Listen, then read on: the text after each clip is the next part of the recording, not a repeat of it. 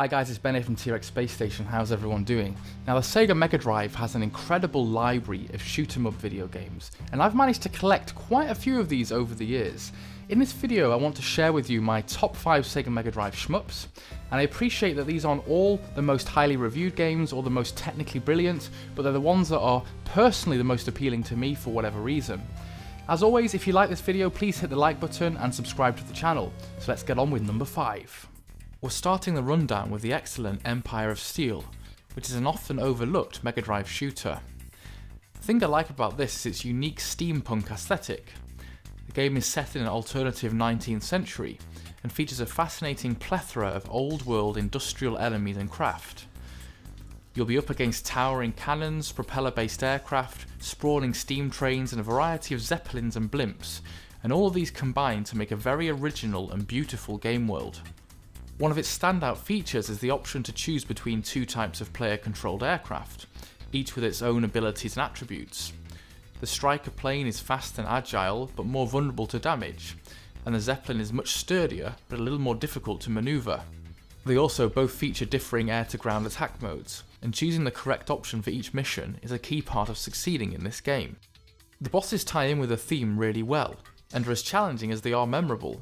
They include huge warships littered with myriad cannons and lasers, and take some pretty intense concentration as you try to dodge a screen full of bullets and slowly blast bits off. You do have a few bomb power-ups which will definitely help you recover in a pinch. The Mega Drive is known for having some very punishing one-hit death shooters, but the nice thing about this game is that you have a health bar and can take several hits before you go down. There's also quite a few health pickups scattered among the levels, meaning you have plenty of help along the way. Like many shooters of this generation, things get a bit hot in the kitchen on the later stages, but with a week or two of practice, I reckon you can take this one down without too much trouble. One thing I always enjoy in shooters is having assistant craft that fly with you. In Empire of Steel you get combat drones which absorb enemy fire and add a bit of oomph to your attack. The other particularly nice thing is a levelling up system. Every 3 power-ups increases your firepower strength by 1 level, up to a maximum of 20. When you use a continue, you keep your power-up level, which is a really nice touch. It means that if you're a beginner, or a little sucky at the game, you aren't punished too heavily for dying, and have plenty of chance to get back into the game. In essence, this is a game that stands out from the pack because of its focus on a reimagined military history, and its striking and unique steampunk graphical approach. I love games that try something different, and this is one of those games without a doubt. The game has been re-released on the 3DS, and isn't too hard to get hold of. I'd strongly recommend checking this one out, if for its unique aesthetic alone.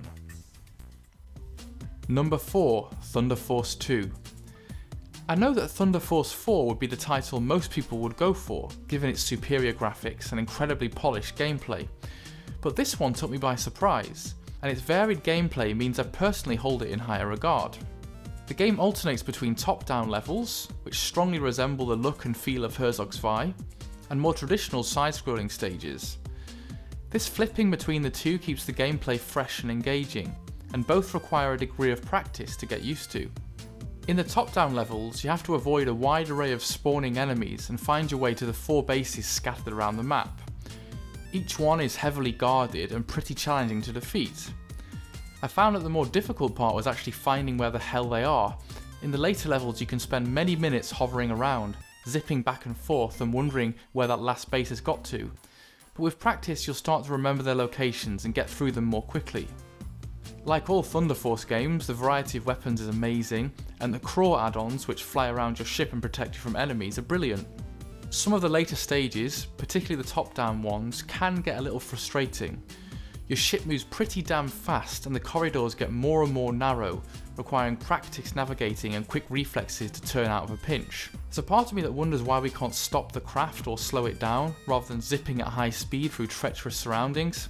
Similarly, I found that the late side-scrolling stages were ludicrously difficult, with many moving traps, closing corridors and unexpected deaths which can feel a little cheap at times.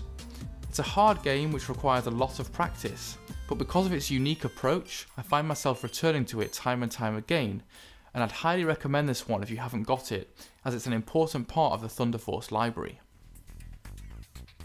Number 3, Gainaug. Gainaug is a standout title on the system.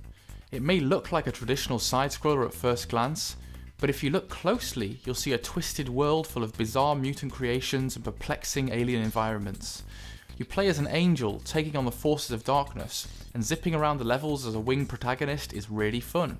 The whole title has a mythical feel, and the enemies look evil and twisted. The game controls really well, it's very tight and responsive, which is just as well as it involves some very tight maneuvering between lines of bullets and tight corridors. The thing you'll probably notice first when playing this is that the levels are pretty damn long. You've got to pay attention as they go on for quite some time, and by the end you often feel as though you're just trying to hold on to get to the next section without dying. Most of the bullet patterns are pretty easily dodgeable and quite slow in the early stages, but once you get to the last level, even on the easy setting, it becomes hair-tearingly difficult. I've played that last level more times than I can remember, and it took some serious determination to beat this game. Like Empire of Steel, the bosses in this one are some of the standout features. They're really quite peculiar and include a mutated turtle, demonic faces which spray bullets from their eyes, and all manner of tortured, evil creations. You'd better get used to their attack patterns though, which require a lot of fine movements to avoid, because the last level of the game features a boss rush, in which you have to defeat each one a second time sequentially. I remember my blood pressure almost boiling over when I saw what I was up against. This one is definitely not for the faint-hearted, difficulty-wise. That said, I tell everyone I can to pick this one up, because the sheer amount of thought and creativity that has gone into it is incredible. It combines a creepy and odd aesthetic with a very tight, responsive and challenging shooter, and it's a must-have in my opinion. Number 2, Zero Wing. I've had this game in my collection for only a couple of months, but already it's gone straight up towards the top of my list. That should tell you how good this game is. Firstly, I'm just glad to have the game that sparked the "all your base belong to us" meme in my collection. Sitting through the intro is a hilarious activity in itself, and the translations from the Japanese are comically bad. But looking past that, this is one seriously solid shooter on the system. The look and feel of this one is more futuristic and space orientated. The gameplay is fast paced, and combined with the pounding music makes for a really exhilarating experience. Of particular note are the 3 varieties of shot types, including a very powerful homing missile option. Each can be upgraded to increasing strengths by collecting the corresponding colour multiple times, and this adds a nice touch. Again, levels here are pretty long, and there's plenty of content to get your teeth into. Each one features a mid and end level boss, and the difficulty is again pretty challenging. Even on the easy setting, I find myself getting owned around level 5 or 6, but I don't really mind because I'm having so much fun. A lot of work has gone into the level design here, as each level feels different from the last, and some feature very novel mechanics. In one you have to follow metal-eating robot spiders which carve a path through the level for you. This was something I'd never seen before, which kept me on the edge of my seat trying to predict which was the best way to go. The game features all the things you'd expect from a high-end, toe-plan shooter, including an absolutely incredible soundtrack of up-tempo, pumping tunes. I find this game has a driving energy to it which makes you feel kind of badass, at least in the early stages before you start dying every 2 minutes. The game is kind of punishing, as it's one of those where you come back without any power-ups after a death, and that basically means it's about practicing the stages over and over again. The game is pretty collectible these days and can be quite expensive, but if you find it for a good price, I'd say go for it for sure. And now we come to my number 1 shoot 'em up on the Sega Mega Drive, Fireshark. Fireshark is one of those games that had me hooked the first time I played it. Even capturing footage for this video started to draw me in, and I didn't want to stop playing to start editing this video. There are some games where everything just feels right, it just clicks, and this is one of those games. The gameplay is relatively straightforward. It's a vertical scrolling shooter based around a war theme. You pilot a cool little red plane and have to take on all manner of military fodder, from other planes with varied flight patterns to boats, ships, turrets, and all that kind of stuff. What makes it so much fun though is the sheer number of enemies coming at you. You have to react fast to suicidal waves of enemy planes while dodging bullets arising from tanks below you. It's exhilarating. It's this interplay between the ground and the air which makes the game so interesting, and the environments you fly over are incredibly detailed. I often find it's the little details in games which make them charming, and there are plenty here, from the little men marching at the airbase to the bridges, train tracks and buildings below. The game features one of my favourite power-ups and firing modes of all time. If you collect the red power-up, your plane starts shooting fire across the screen. At first this is just a single vertical jet that extends anteriorly, but once you build up its power, it becomes a devastating multi-pronged blast of death which spreads out in all angles. The trick to this game is getting that power up and never bloody losing it. It's so much fun obliterating screens full of enemies with the attack as the fire spreads out to the sides and behind you.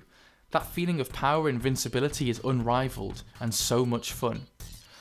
The other major pull of this title is the music. It's amongst my favourite music ever. Every song has a classic metal appeal that could easily have been written by Iron Maiden or Judas Priest. The high-paced metal music gives a sense of speed, power and danger, and blends together with the intense action to make a highly energised experience. I've played this game over and over, and believe me, it's no walk in the park. In the later stages, planes and boats and bullets are coming at you from all angles, and the attack patterns start to feel a bit ridiculous. It requires a bit of memorisation and a lot of practice if you want to beat it, but you'll have a hell of a lot of fun getting there. As far as I know, this is a pretty common game and shouldn't be too hard to get hold of. I would highly recommend you to get this one. Thanks for watching, guys. Please let me know in the comments below if you agree with my choices and what your top 5 Mega Drive shooters would be. Take care and I'll speak to you all soon. Bye.